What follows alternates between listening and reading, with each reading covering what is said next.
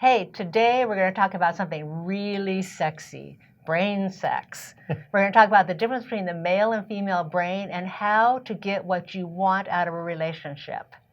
So, if you've been divorced or had a significant relationship breakup, you're in the right place because that's what we focus on so you can find the love of your life and really have a great future relationship. So, let's get started.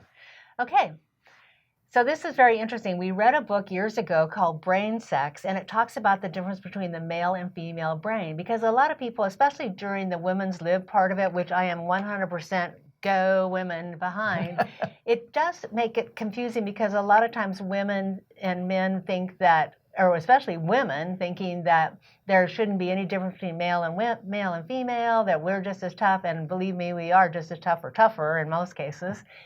This was very interesting because it talked about the difference, the actual physical difference between a male and female brain. And this is a scientific study that's gone on for years. And what happens is the woman's brain, because we have the right and left hemispheres, the women's brain, we have this little telephone lines between the two sides of the brain is called the corpus callosum. A woman's brain has a very, very strong bunch of telephone lines between the two sides. So what happens with us is that when we're triggered emotionally, which is on the right side of the brain, we can verbalize it on the left side of the brain because we communicate with the two sides. So for us, when we're feeling feelings, we can talk to our girlfriends, we can talk to our husband, we can talk to anybody about our feelings because we have that ability. With men, because they have a very few corpus callosums between the two sides of the brain, they compartmentalize. And so when they're feeling something deeply emotionally, it shuts off that communication side. So you can see them, what they talk about is that men get flooded with emotion and then they can't talk about it. So, Robert Gottman, who runs the Love Lab, and they did a big study on this when men and women are engaging and it's a heated conversation, what happens is there's this big flood of adrenaline that goes through the body. I have felt this a couple of times in our heated relationship at times when we're really trying to work through stuff, but it becomes something that's overwhelming. And so, Freddie, tell a story about your friend and. Yeah, this is interesting. Yeah, this is a friend of mine, and she has been in a long-term loving relationship with her husband. She was very upset with him, and because she didn't tell him, and that's one thing that women do, that we do, is that we think that the guys are just like us. When we are with our girlfriends, they can see our body language, our facial expressions, they can hear the tonality of our words, and they know, oh, what's going on with you? Are you okay? Tell me what's going on. Men aren't like that. They have to be absolutely told in very clearly told what's going on, what you want, very specifically. Sometimes you have to like write it in big letters and hand it to them. This is what I want. Yes, Yes. We like that. Yes. Men like women that are more direct because there's only one thing that we live for basically in a relationship. We want you to be happy.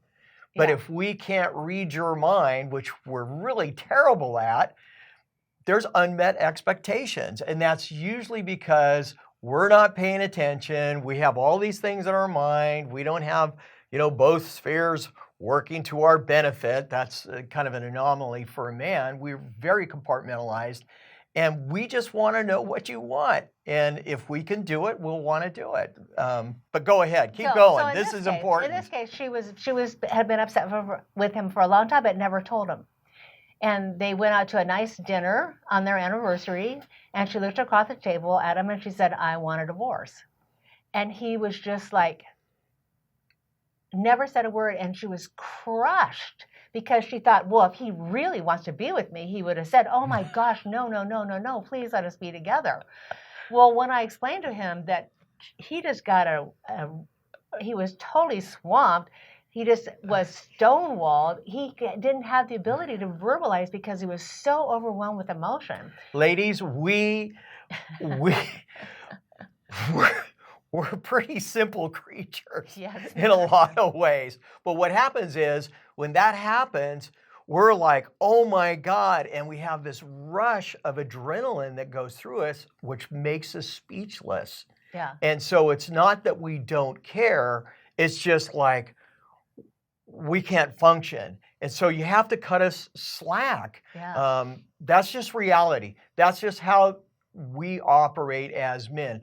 Very few men, until you really become more self-aware and you can handle more difficult conversations, we're just not geared for it. So, So the moral, the good news of this story is that after I told her that he was flooded, she gave him time to get over the emotional thing, and they're still together. They have a better marriage than ever because she told him what she wanted, and she was very specifically clear about it, and he wanted to give her what she wanted, and he wanted this marriage. That worked. We were at an Anthony Robbins series years ago, and it was called Date with Destiny. It's a fabulous program.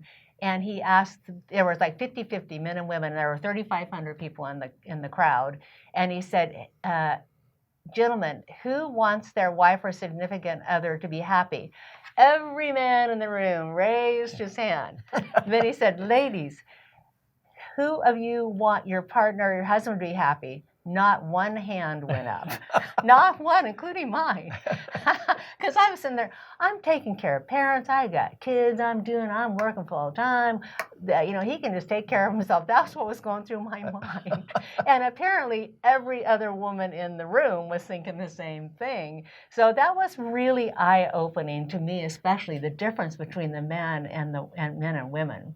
Yeah, we're just geared different. And so, as you're moving into these new relationships, obviously these two people were married, but the reality is as you're dating, as you're looking for that partner, you need to be aware of this because it's going to happen.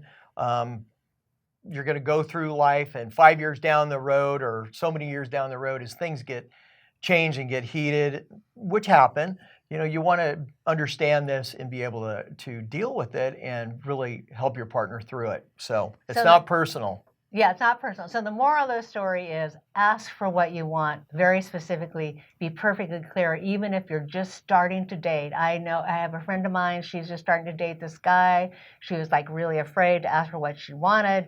She said, I would really like to go away with you this weekend. And he went, great. Great, that'll be wonderful. She asked very specifically what she wanted, and she got it. If she had been waiting for him to figure out by all of her body language and her hints that she wanted to go away this weekend, it wouldn't have happened. She would have been frustrated, and it would have maybe, hurt the relationship. So there you go. How sexy was that? Talk to you soon. Hope this helped.